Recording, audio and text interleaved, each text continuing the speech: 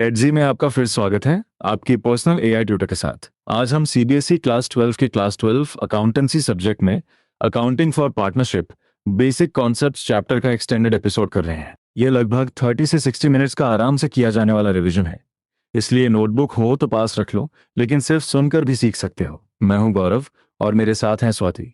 मान लो जयपुर की एक स्टूडेंट अनन्या को पार्टनरशिप में फिक्स्ड और फ्लक्चुएटिंग कैपिटल बार बार कंफ्यूज हो रहे थे।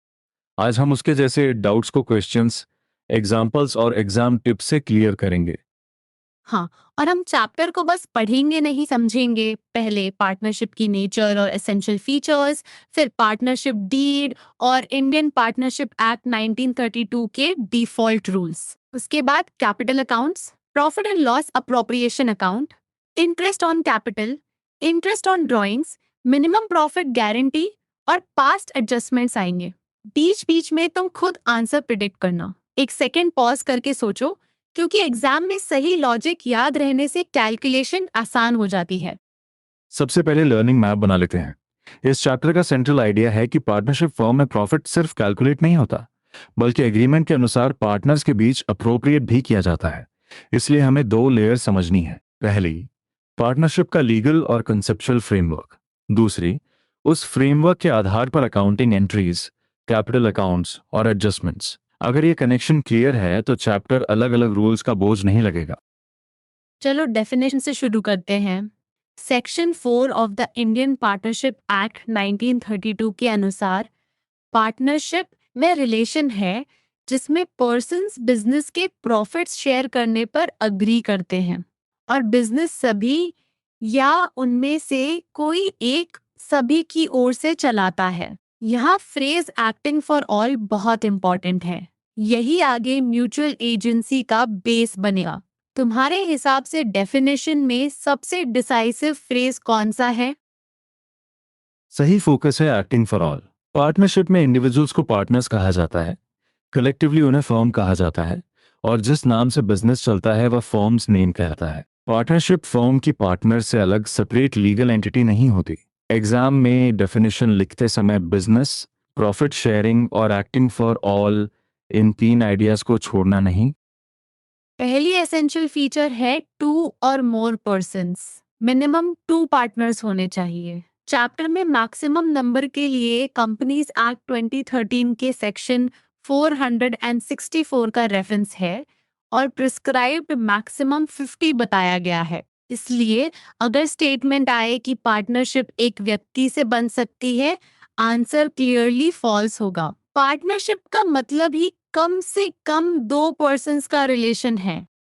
दूसरी फीचर है एग्रीमेंट। पार्टनरशिप एग्रीमेंट ओरल भी हो सकता है और रिटन भी। एक्ट रिटन एग्रीमेंट को कंपलसरी नहीं बनाता, लेकिन रिटन एग्रीमेंट स्ट्रांगली प्रेफर्ड है, क्योंकि इससे फ्यूचर डिस्प्यूट्स कम होते हैं। एग्रीमेंट में बिजनेस कंडक्ट करना और प्रॉफिट्स तथा लॉसेस शेयर करना शामिल होना चाहिए। सिर्फ साथ काम करना पार्टनरशिप साबित नहीं करता। अब एक कॉमन कंफ्यूजन। अगर रोहित और सचिन जॉइंटली एक प्लॉट खरीदते हैं तो वे जॉइंट ओनर्स हैं, पार्टनर्स नहीं। लेकिन अगर वे प्रॉफिट कमाने के लिए लैंड खरीदने और बेचने का बिजनेस करते हैं तो पार्टनरशिप हो सकती है। यानी को ओनरशिप ऑफ प्रॉपर्टी और बिजनेस फॉर प्रॉफिट अलग बातें हैं। यह कंपैरिजन शॉर्ट आंसर में बहुत यूजफुल है। तीसरी की फीचर है म्यूचुअल एजेंसी। पार्टनरशिप बिजनेस सभी पार्टनर्स या उनमें से कोई एक एक्टिंग फॉर ऑल चला सकता है। हर पार्टनर मैनेजमेंट में पार्टिसिपेट करने का इंटाइटल्ड है। साथ ही हर पार्टनर बाकी पार्टनर्स के लिए प्रिंसिपल भी है और एजेंट भी। अपने बिजनेस एक्ट से वह दूसरों को बाइंड कर सकता है और दूसरों के एक्ट से खुद भी बाउंड होता है। यही वजह है कि म्यूचुअल एजेंसी को पार्टनरशिप की रियल टेस्ट कहा जाता है। प्रॉफिट शेयरिंग अकेले सफिशिएंट नहीं है। अगर म्यूचुअल एजेंसी एब्सेंट है तो पार्टनरशिप नहीं मानी जाएगी। एक सेकंड पॉज करके सोचो, क्या हर पार्टनर का रोज बिजनेस में फिजिकली उपस्थित होना जरूरी है? नहीं। बिजनेस कोई एक पार्टनर भी सभी की ओर से चला सकता है, लेकिन म्यूचुअल एजेंसी रिलेशन रहना चाहिए। अगली फीचर है sharing of profit and loss. Agreement का उद्देश्य बिजनेस के प्रॉफिट्स और लॉसेस शेयर करना होना चाहिए। एक्ट की डेफिनेशन प्रॉफिट्स पर जोर देती है, लेकिन लॉसेस शेयरिंग इम्प्लाइड है। अगर लोग चैरिटेबल एक्टिविटी के लिए साथ आते हैं तो वह पार्टनरशिप नहीं है, क्योंकि यहाँ बिजनेस प्रॉफिट मोटिव नहीं है। लायबिलिटी भी बहुत इंपॉर्टेंट है। हर पार्टनर फर्म के एक्ट्स के लिए जॉइंटली और सेवरली लायबल होता है। लायबिलिटी अनलिमिटेड है, यानी फर्म के डेट सेटल करने के लिए पार्टनर के प्राइवेट एसेट्स भी इस्तेमाल हो सकते हैं। जॉइंटली का मतलब साथ में रिस्पॉन्सिबिलिटी, और सेवरली का मतलब इंडिविजुअल रिस्पॉन्सिबिलिटी भी। एग्जाम में दोनों वर्ड्स लिखना आंसर को प्रिसाइज बनाता है। अब क्विक रिकैप। पार्टनरशिप के लिए कम से कम 2 persons, agreement, business, mutual agency, profit and loss sharing और पार्टनर्स की लायबिलिटी समझनी है। इनमें म्यूचुअल एजेंसी सबसे डिस्टिंक्टिव कॉन्सेप्ट है। एक यूजफुल आंसर फ्रेम रखो, डेफिनेशन लिखो, फिर नंबर्ड फीचर्स एक्सप्लेन करो और अंत में लायबिलिटी तथा no separate legal entity mention करो। इससे लॉन्ग आंसर स्ट्रक्चर दिखेगा। अब पार्टनरशिप डीड पर आते हैं। पार्टनरशिप अग्रीमेंट ओरल या रिटन हो सकता है। जब अग्रीमेंट के टर्म्स एक डॉक्यूमेंट में लिखे जाते हैं, उस डॉक्यूमेंट को पार्टनरशिप डीड कहते हैं। डीड में पार्टनर्स के बीच रिलेशनशिप से जुड़े मैटर्स होते हैं। इसकी क्लॉजेस सभी पार्टनर्स की कंसेंट से ऑल्टर की जा सकती हैं। डीड में फर्म और उसके मेन बिजनेस के नेम्स और एड्रेसेस, सभी पार्टनर्स के नेम्स और एड्रेसेस, ईच पार्टनर की कैपिटल कंट्रीब्यूशन, अकाउंटिंग पीरियड और कमेंसमेंट डेट शामिल हो सकते हैं। बैंक अकाउंट्स ऑपरेट करने के रूल्स और profit and loss sharing ratio भी क्लियरली लिखे जाते हैं। ये डिटेल्स बाद में अकाउंटिंग ट्रीटमेंट तय करती हैं। इसके अलावा deed interest on capital, loan और ड्राइंग्स की रेट्स, पार्टनर सैलरी या commission, auditor appointment, rights, duties और लाइबिलिटीज भी कवर कर सकता है। इंसॉल्वेंसी लॉस, डिसोल्यूशन पर सेटलमेंट, डिस्प्यूट्स का मेथड, एडमिशन, रिटायरमेंट और डेथ के रूल्स भी लिखे जा सकते हैं। लिस्ट रटने के बजाय इसे पार्टनर्स के पूरे बिजनेस रिलेशनशिप का इंस्ट्रक्शन मैनुअल समझो। रिटर्न डेट प्रेफरेबल क्यों है? क्योंकि जब profit ratio, capital, salary, interest या ड्यूटीज पर डिसएग्रीमेंट हो तो डॉक्यूमेंटेड टर्म्स एविडेंस की तरह काम करते हैं। डीड प्रॉपरली ड्राफ्टेड होना चाहिए, स्टैम्प एक्ट के प्रोविजंस के अनुसार तैयार किया जाना चाहिए और प्रेफरेबली रजिस्ट्रार ऑफ फर्म्स के साथ रजिस्टर्ड होना चाहिए। ये एग्जाम स्ट्रैटेजी नहीं, चैप्टर का लीगल पॉइंट है। अब सबसे टेस्टेड पार्ट, अगर डीड साइलेंट हो तो इंडियन पार्टनरशिप एक्ट 1932 के प्रोविजंस अप्लाई होंगे। Profit and loss equal share होंगे, चाहे कैपिटल्स अनइक्वल हो। इंटरेस्ट ऑन कैपिटल नहीं मिलेगा, इंटरेस्ट ऑन ड्राइंग्स चार्ज नहीं होगा, पार्टनर को सैलरी या रेम्यूनरेशन नहीं मिलेगा, लेकिन पार्टनर के लोन पर 6% पर एनम इंटरेस्ट मिलेगा। एक सटल डिस्टिंक्शन ध्यान दो, कैपिटल और लोन अलग है। डीड साइलेंट होने पर कैपिटल पर इंटरेस्ट नहीं, लेकिन फर्म को दिया गया partners loan 6% per annum interest earn करता है। इसी तरह एक्टिव पार्टनर होना अपने आप सैलरी का राइट नहीं देता। सैलरी तभी मिलेगी जब डीड में प्रोविजन हो। कैपिटल कंट्रीब्यूशन के प्रोपोर्शन में प्रॉफिट भी ऑटोमेटिकली शेयर नहीं होता। चलो टेस्ट करते हैं। मोहन ने कैपिटल 20,000 दिया और श्याम ने 50,000। डीड प्रॉफिट रेशियो पर साइलेंट है। क्या श्याम को ज्यादा प्रॉफिट मिलेगा? तुम्हारा आंसर क्या आ रहा है? सही आंसर है नहीं, प्रॉफिट इक्वल शेयर होगा, क्योंकि डिफॉल्ट रूल कैपिटल कंट्रीब्यूशन नहीं इक्वल शेयरिंग है। अगर डीड साइलेंट है और एक्टिव पार्टनर सैलरी मांगता है, क्लेम इनवैलिड होगा। अगर पार्टनर कैपिटल पर 6% इंटरेस्ट मांगता है, क्लेम इनवैलिड होगा। अगर पार्टनर ड्राइंग्स पर 6% चार्ज करना चाहता है, वह भी इनवैलिड होगा। लेकिन पार्टनर ने फर्म को लोन दिया है तो उसे एक्ट के अनुसार 6% पर एनम इंटरेस्ट मिलेगा।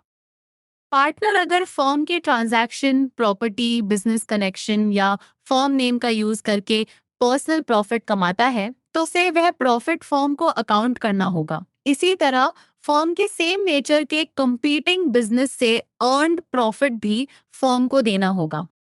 यह पॉइंट अक्सर स्टूडेंट स्किप करते हैं, लेकिन डीड और एक्ट के लॉन्ग आंसर में यूजफुल है। अब हम अकाउंटिंग साइड में एंटर कर रहे हैं। पार्टनरशिप फर्म में पार्टनर से रिलेटेड ट्रांजैक्शंस कैपिटल अकाउंट्स के थ्रू रिकॉर्ड होते हैं। Capital brought in, capital withdrawal, share of profit और loss, interest on capital, drawings, interest on drawings, salary और कमीशन जैसे आइटम्स अकाउंट किए जाते हैं। कैपिटल अकाउंट्स मेंटेन करने के 2 मेथड्स हैं, फिक्स्ड और फ्लक्चुएटिंग। फिक्स्ड कैपिटल मेथड को नाम से समझो। पार्टनर की कैपिटल फिक्स्ड रहती है, जब तक एडिशनल कैपिटल इंट्रोड्यूस न हो या अग्रीमेंट के अनुसार कैपिटल का कोई पार्ट विड्रॉ न किया जाए। प्रॉफिट, लॉस, ड्रॉइंग्स, इंटरेस्ट और सैलरी कैपिटल अकाउंट में सीधे नहीं जाते। इनके लिए separate partners current account maintain किया जाता है। फिक्स्ड मेथड में हर पार्टनर के लिए दो अकाउंट्स होते हैं, कैपिटल अकाउंट और करंट अकाउंट। कैपिटल अकाउंट में ओपनिंग बैलेंस और fresh capital addition credit side पर, परमानेंट विड्रॉल और क्लोजिंग बैलेंस डेबिट साइड पर दिखते हैं। Capital account normally credit balance दिखाता है और ईयर टू ईयर सेम रहता है जब तक कैपिटल चेंज न हो। करंट अकाउंट में ड्रॉइंग्स और interest on drawings debit side पर आ सकते हैं। Salary, commission, interest on capital और share of profit credit side पर आते हैं। करंट अकाउंट क्रेडिट या डेबिट दोनों बैलेंस दिखा सकता है। क्रेडिट बैलेंस बैलेंस शीट में लायबिलिटी साइड और डेबिट बैलेंस एसेट साइड पर शो होगा। ये प्रेजेंटेशन पॉइंट याद रखो। फ्लक्चुएटिंग कैपिटल मेथड में केवल एक कैपिटल अकाउंट मेंटेन होता है। पार्टनर से रिलेटेड सभी एडजस्टमेंट्स इसी अकाउंट में डायरेक्टली रिकॉर्ड होते हैं। Drawings, interest on drawings, share of loss, interest on capital, salary, commission और शेयर ऑफ प्रॉफिट। इसलिए बैलेंस बढ़ता या घटता रहता है और इसी कारण इसे फ्लक्चुएटिंग कैपिटल कहा जाता है। अगर क्वेश्चन में मेथड स्पेसिफाई नहीं किया गया हो तो चैप्टर के अनुसार कैपिटल अकाउंट फ्लक्चुएटिंग मेथड से प्रिपेयर किया जाता है। कॉमन मिस्टेक ये है कि स्टूडेंट्स फिक्स्ड कैपिटल देखकर ड्राइंग्स को कैपिटल अकाउंट में डेबिट कर देते हैं। पहले मेथड आइडेंटिफाई करो, फिर फॉर्मेट चुनो। फिक्स्ड का मतलब 2 अकाउंट्स, फ्लक्चुएटिंग का मतलब 1 अकाउंट। एक कंपैरिजन फिर से, फिक्स्ड मेथड में कैपिटल बैलेंस अनचेंज रहता है एक्सेप्ट एडिशनल कंट्रीब्यूशन या withdrawal of capital. Fluctuating method में कैपिटल बैलेंस एवरी ईयर बदल सकता है। फिक्स्ड मेथड में ड्राइंग्स, सैलरी और इंटरेस्ट करंट अकाउंट में जाते हैं। फ्लक्चुएटिंग मेथड में कैपिटल अकाउंट में। फिक्स्ड कैपिटल अकाउंट हमेशा क्रेडिट बैलेंस दिखाता है, फ्लक्चुएटिंग अकाउंट डेबिट भी हो सकता है। अब लिसनर चेक, अगर पार्टनर को सैलरी दी गई तो फिक्स्ड मेथड में वे कहाँ जाएगी? 1 सेकंड सोचो। आंसर है partners current account. Fluctuating method में वही सैलरी पार्टनर्स कैपिटल अकाउंट में डायरेक्टली क्रेडिट होगी और अगर कैपिटल एक्चुअली इंक्रीज किया गया है तभी फिक्स्ड कैपिटल अकाउंट में एडिशन दिखेगा। सैलरी और कैपिटल एडिशन को मिक्स मत करना। अब profit and loss appropriation account. Sole proprietorship में प्रॉफिट प्रोप्राइटर के कैपिटल अकाउंट में ट्रांसफर हो सकता है, लेकिन पार्टनरशिप में प्रॉफिट डिस्ट्रीब्यूट करने से पहले interest on capital, interest on drawings, partner salary और कमीशन जैसे एडजस्टमेंट्स किए जाते हैं। इन एडजस्टमेंट्स और फाइनल डिस्ट्रीब्यूशन को शो करने के लिए profit and loss appropriation account prepare होता है। ये account profit and loss account का एक्सटेंशन है। इसका स्टार्टिंग पॉइंट नेट प्रॉफिट या नेट लॉस होता है। नेट प्रॉफिट क्रेडिट साइड पर आता है।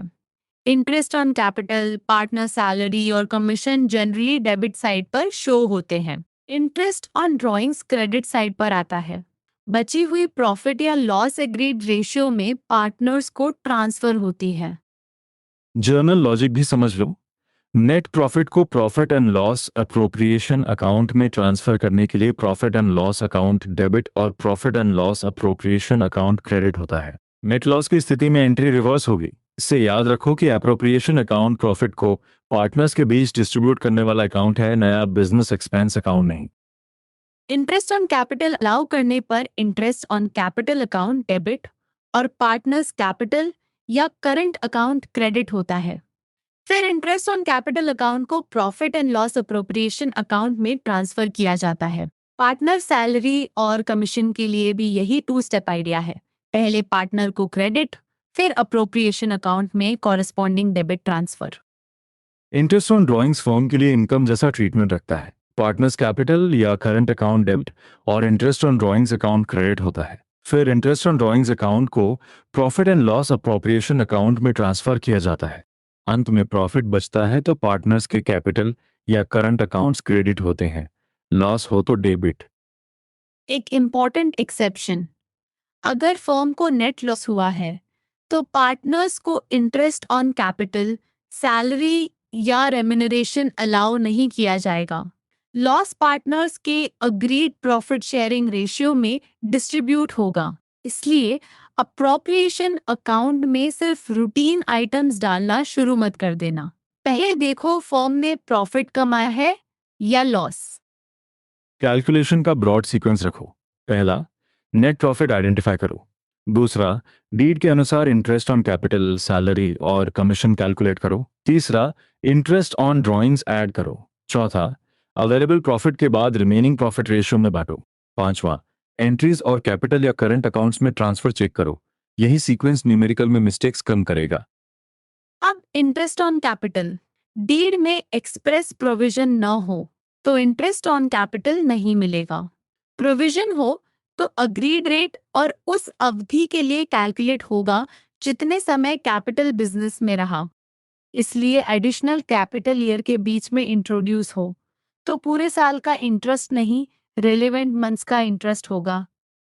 सपोज ओपनिंग कैपिटल 2 लाख है और रेट 6% है, तो फुल ईयर इंटरेस्ट 12,000 होगा। अगर 1 लाख एडिशनल कैपिटल 1 अगस्त को आया और बुक्स 31 मार्च को क्लोज हुई, तो एडिशनल अमाउंट पर 8 मंथ्स का इंटरेस्ट लगेगा। फॉर्मूला को वर्ड्स में सोचो, amount into rate into time fraction. अगर कैपिटल विड्रॉ हो जाए तो पहले विड्रॉल तक ओल्ड कैपिटल और उसके बाद रिड्यूस्ड कैपिटल पर इंटरेस्ट कैलकुलेट होगा। ओपनिंग बैलेंस, एडिशंस और विड्रॉल्स की टाइमलाइन बनाना सबसे सेफ मेथड है। तुम्हारा आंसर क्या होगा अगर स्टूडेंट सिर्फ क्लोजिंग कैपिटल पर रेट लगा दे? वह गलत होगा क्योंकि इंटरेस्ट टाइम वेटेड कैपिटल पर डिपेंड करता है। Interest on capital generally 2 situations में यूजफुल होता है। एक, पार्टनर्स ने अनइक्वल कैपिटल्स कंट्रीब्यूट किए लेकिन प्रॉफिट्स इक्वली शेयर करने हैं। दूसरा, कैपिटल सेम है लेकिन प्रॉफिट शेयरिंग अनइक्वल है। इंटरेस्ट कैपिटल कंट्रीब्यूशन के डिफरेंस को रिकॉग्नाइज कर सकता है, लेकिन तभी जब डीड में प्रोविजन हो, अग्रीमेंट साइलेंट हो, तो फेयरनेस का आर्ग्यूमेंट रूल को रिप्लेस नहीं करता। इंटरेस्ट ऑन कैपिटल प्रॉफिट की लिमिट से भी कनेक्टेड है। फर्म को नेट लॉस हो तो इंटरेस्ट नहीं मिलेगा। फर्म का प्रॉफिट इंटरेस्ट ड्यू अमाउंट से कम हो तो इंटरेस्ट अवेलेबल प्रॉफिट तक रेस्ट्रिक्टेड रहेगा। उदाहरण में टोटल इंटरेस्ट 28,000 ड्यू है लेकिन प्रॉफिट 14,000 है तो पूरा 28,000 नहीं दिया जाएगा। Available profit agreed interest basis पर एलोकेट होगा। इस केस में effective distribution interest on capital के अमाउंट्स के रेशियो में होता है। अगर वन पार्टनर का कैलकुलेटेड इंटरेस्ट 12,000 और दूसरे का 16,000 है, रेशियो 3:4 होगा। अवेलेबल 14,000 को इसी रेशियो में रटेंगे, यानी 6,000 और 8,000। एग्जाम में पहले टोटल ड्यू और अवेलेबल प्रॉफिट कंपेयर करना मत भूलना। अब इंटरेस्ट ऑन ड्राइंग्स, डीड में एक्सप्रेस प्रोविजन हो तभी ड्राइंग्स पर इंटरेस्ट चार्ज होगा।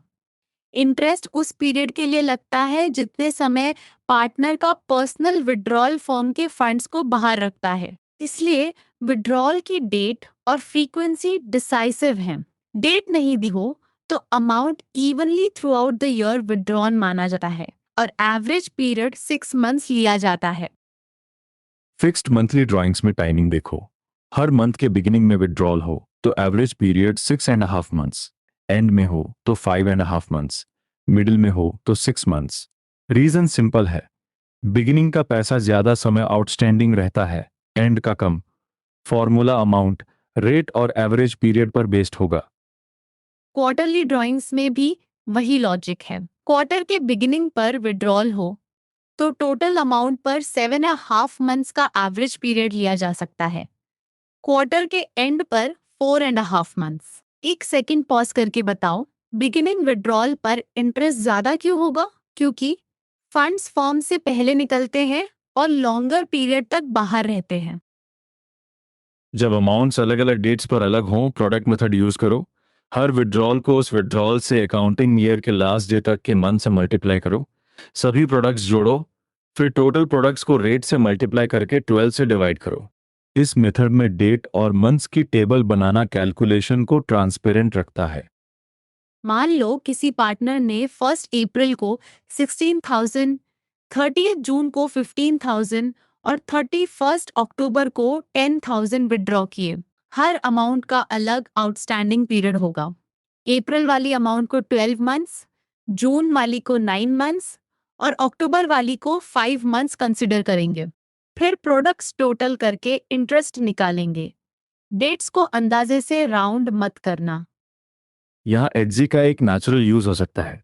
अगर तुम्हें बिगिनिंग, मिडिल और एंड ऑफ मंथ के एवरेज पीरियड में डाउट है तो एडजी को एग्जैक्ट क्वेश्चन देकर स्टेप बाय स्टेप रीजनिंग मांगो। आंसर कॉपी करने के बजाय उससे पूछो कि 6.5 मंथ्स क्यों आया। सोक्रेटिक क्वेश्चनिंग से मेथड याद नहीं, समझ में बैठता है। और फिर खुद एक सिमिलर विड्रॉल पैटर्न सॉल्व करके एक्टिव रिकॉल करो। याद रखो, नो डेट मेंशन का मतलब usually evenly through out the year, इसलिए 6 मंथ्स। यह एजम्पशन तभी लगानी है जब क्वेश्चन डेट्स स्पेसिफाई ना करें। अगर डेट्स दी हुई हैं तो एक्चुअल पीरियड्स यूज होंगे। यही छोटी डिस्टिंक्शन न्यूमेरिकल आंसर बदल देती है। अब गारंटी ऑफ मिनिमम प्रॉफिट। कभी किसी पार्टनर को अश्योर किया जाता है कि उसे प्रॉफिट शेयर के रूप में कम से कम एक निश्चित अमाउंट मिलेगा। पहले नॉर्मल प्रॉफिट शेयरिंग रेशियो से उसका शेयर कैलकुलेट करो। अगर कैलकुलेटेड शेयर गारंटीड अमाउंट से कम है तो डेफिशिएंसी आइडेंटिफाई होगी और गारंटिंग पार्टनर या पार्टनर्स उसे बेयर करेंगे। अगर गारंटी दो ओल्ड पार्टनर्स ने दी है तो डेफिशिएंसी उनके एग्रीड रेशियो में बेयर होगी। अगर केवल एक पार्टनर ने गारंटी दी है तो पूरी डेफिशिएंसी वही बेयर करेगा। कॉमन मिस्टेक ये है कि स्टूडेंट्स गारंटीड पार्टनर को डेफिशिएंसी देने के बाद ओरिजिनल पार्टनर्स का शेयर अनचेंज छोड़ देते हैं। डेफिशिएंसी वास्तव में गारंटिंग पार्टनर्स के शेयर से डिडक्ट होती है। एग्जाम्पल में फर्म प्रॉफिट 1,20,000 है और रेशियो 2:3:1। न्यू पार्टनर का नॉर्मल शेयर 20,000 है लेकिन गारंटी 25,000 है। डेफिशिएंसी 5,000 होगी। अगर दोनों ओल्ड पार्टनर्स 2:3 में गारंटी दे रहे हैं तो पहला 2,000 और दूसरा 3,000 बेयर करेगा। न्यू पार्टनर को फाइनल 25,000 मिलेगा। गारंटी क्वेश्चंस में 4 स्टेप्स लिखो। पहले new profit sharing ratio determine करो। दूसरा, गारंटीड पार्टनर का नॉर्मल शेयर निकालो। तीसरा, डेफिशिएंसी कैलकुलेट करो।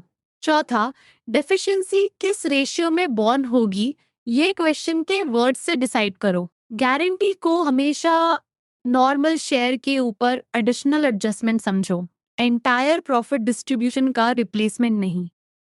अब past adjustments. Final accounts prepare और प्रॉफिट्स डिस्ट्रीब्यूट होने के बाद अगर ओमिशन या एरर मिले तो ओल्ड अकाउंट्स ऑल्टर करने के बजाय नेसेसरी एडजस्टमेंट किया जाता है। एग्जाम्पल्स हैं interest on capital, interest on drawings, partner loan interest, salary, commission या आउटस्टैंडिंग एक्सपेंस ऑमिट होना। Adjustment profit and loss adjustment account से या डायरेक्टली कैपिटल अकाउंट्स में हो सकता है। एडजस्टमेंट का हार्ट है नेट इफेक्ट। जो अमाउंट पार्टनर को क्रेडिट मिलना चाहिए था और जो एक्चुअली मिल चुका है, दोनों कंपेयर करो। अगर पार्टनर को एक्सेस क्रेडिट मिला तो उसका कैपिटल डेबिट होगा। अगर शॉर्ट क्रेडिट मिला तो कैपिटल क्रेडिट होगा। डायरेक्ट एडजस्टमेंट एंट्री बनाने से पहले छोटा स्टेटमेंट बनाना सेफेस्ट अप्रोच है। मान लो इक्वल पार्टनर्स के कैपिटल पर इंटरेस्ट 3,000 और 6,000 क्रेडिट होना था लेकिन ओमिशन के कारण पूरा प्रॉफिट इक्वली डिस्ट्रीब्यूट हो गया। करेक्ट इंटरेस्ट क्रेडिट करने से फर्म का डिस्ट्रीब्यूटेबल प्रॉफिट 9,000 कम होता। पहले इंटरेस्ट अमाउंट्स क्रेडिट करो, फिर एक्सेस प्रॉफिट डिस्ट्रीब्यूशन रिवर्स करो। रिजल्ट में एक पार्टनर का कैपिटल डेबिट और दूसरे का क्रेडिट हो सकता है। इंटरेस्ट ऑन ड्राइंग्स ओमिट होने पर लॉजिक उल्टा लगेगा, इसलिए केयरफुली देखो। पार्टनर को ड्राइंग्स का इंटरेस्ट डेबिट होना था और उससे फर्म का अवेलेबल प्रॉफिट बढ़ता। अगर ऐसा नहीं हुआ तो प्रॉफिट शेयरिंग भी गलत हुई। हर पार्टनर के लिए amount that should have been debited और amount that should have been credited compare करो, फिर नेट इफेक्ट एंट्री पास करो। पास्ट एडजस्टमेंट के एग्जाम आंसर में वर्किंग नोट्स बहुत वैल्यूएबल है। पहले ओमिशन आइडेंटिफाई करो, फिर करेक्ट ट्रीटमेंट लिखो, फिर एक्चुअल ट्रीटमेंट लिखो और अंत में डिफरेंस निकालो। अगर profit and loss adjustment account method पूछा है तो एडजस्टमेंट अकाउंट के थ्रू एंट्री होगी। अगर डायरेक्ट मेथड है तो कंसर्न पार्टनर्स कैपिटल अकाउंट्स के बीच नेट ट्रांसफर होगा। अब क्विक मिक्स्ड क्विज। तीट साइलेंट है। प्रॉफिट शेयरिंग रेशियो क्या होगा? Interest on capital, interest on drawings, partner salary, partner loan interest. एक सेकेंड पॉज करके 5 आंसर्स मन में बोलो। करेक्ट सीक्वेंस है equal profit and loss sharing, no interest on capital, no interest on drawings, no salary or remuneration, और partner loan पर 6% per annum. Next check, fixed capital method में अगर drawings हुई तो कैपिटल अकाउंट में debit होगा या करंट अकाउंट में। अगर एडिशनल परमानेंट कैपिटल इंट्रोड्यूस हुआ तो कैपिटल अकाउंट में। फ्लक्चुएटिंग मेथड में दोनों तरह के आइटम्स कैपिटल अकाउंट में डायरेक्टली जाएंगे। क्वेश्चन सॉल्व करने से पहले मेथड को सर्कल करना एक simple but powerful exam habit है। लॉन्ग आंसर में पार्टनरशिप की एसेंशियल फीचर्स एक्सप्लेन करनी हो तो सिर्फ हेडिंग्स मत लिखना, हर हेडिंग के नीचे वन प्रिसाइज एक्सप्लेनेशन और जहां यूजफुल हो छोटा एग्जाम्पल दो। म्यूचुअल एजेंसी को जरूर एक्सपैंड करो क्योंकि यही पार्टनर को प्रिंसिपल और एजेंट दोनों बनाती है। लायबिलिटी में जॉइंटली, सेवरली और अनलिमिटेड तीनों टर्म्स इंक्लूड करो।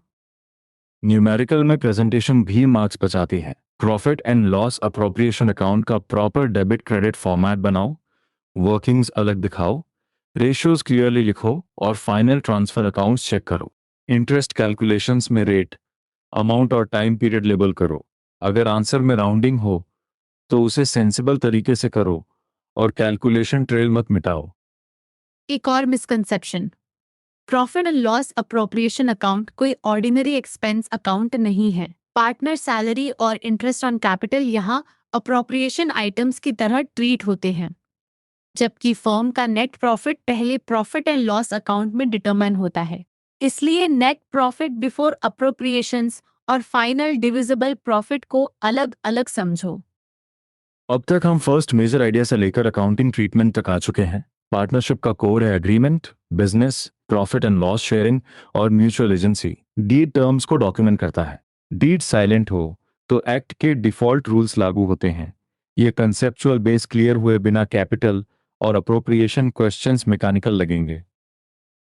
कैपिटल अकाउंट्स का मेमोरी फ्रेम, फिक्स्ड मेथड में 2 अकाउंट्स, कैपिटल प्लस करंट।